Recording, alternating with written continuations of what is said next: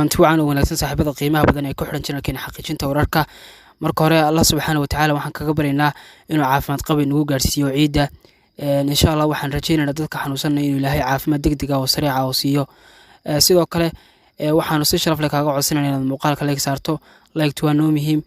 muuqaalka like ku dhufo waxaan eegi doonaa wariye Samafale Cabdimaalik Muuse Coldoon oo sanadihii u dambeeyay ku xidhnaa xabsiga Madeira ee Somaliland kaasoo madaxweynaha Somaliland ay dad badan codsiyo kala duwan oo ay ka dalbanayaan ay ku leeyihiin Siida Coldoon ay u soo gudbinayeen sidoo waxa isugu jiray dad isugu jira wariyaal sidoo kale dad shacab ah sidoo kale dad siyaasiyiin oo ka dhow Muuse Biixi ayaa codsigaasi u soo gudbiyay haddaba maanta barnaamijkeena waxaan ku eegi doonaa baarlamaanka midowga Yurub oo codsi degdeg ah u soo gudbiyay madaxweyne Muuse Biixi kaasoo ay ku leeyihiin wayna si degdeg ah xabsiga ugu sii deeysa wariye Cabdimaalik Muuse Coldoon haddaba arintani ma noqon doontaa inuu Muuse Biixi fuliyo amarka midowga Yurub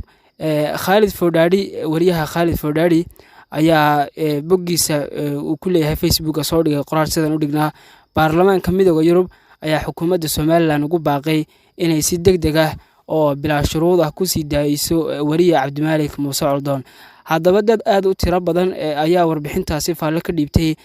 dadkaasi qaar hadeen ka xusno waxa kamid ah Maxamed Shukri Alfa waxa uu dhahay walaalaha islaamka ah ayaa ku bariyay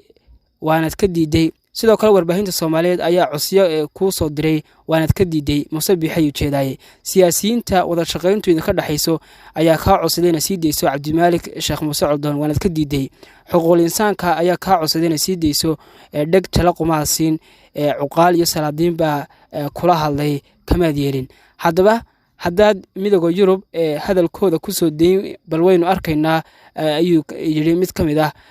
dadka faalada iyo waliya commentiga ka bixiyay hadalka uu soo dhigay Khalid Fodhadi oo ah wariye madax banaan haddaba daawadayaal intaasaynu ku eegna barnaamijkeena oo ah midowga Yurub oo fariin degdeg ah oo ku socota Muuse Biixi u soo gudbiyay inuu si degdeg ah u sii diyo Cabdimaalik Sheekh Muuse Coldoon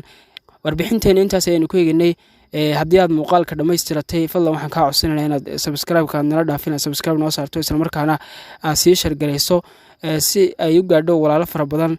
sidoo kale Muuse Biixi waxaan si degdeg ah uga codsanaynaa haddaan nahay bad xaqiijinta wararka inuu cafiyo dad badanna way ku soo celceliyeen madaxweynaha Muuse Biixi inuu cafiyo Coldoon insha Allah waxaan rajaynaynaa inuu Coldoon nala ciidi doono isagoo faraxsan